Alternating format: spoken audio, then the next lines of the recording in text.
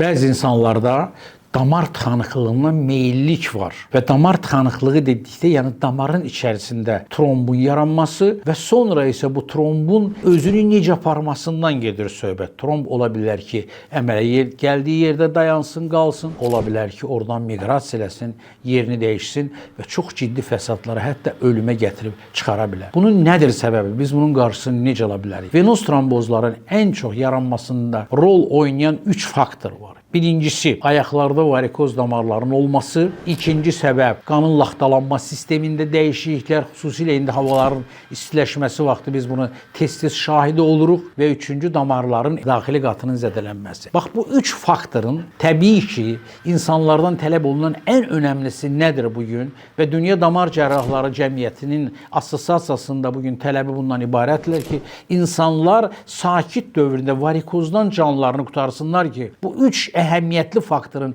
ən əhəmiyyətlisini aradan götürüb özlərini gələcəkdə tromb deyilən bir fəsaddan qoruya bilsinlər. Bu sadəcə trombdan qoruma deyil, bu həyatı qorumaq deməkdir, bu yaşamı təmin etmək deməkdir.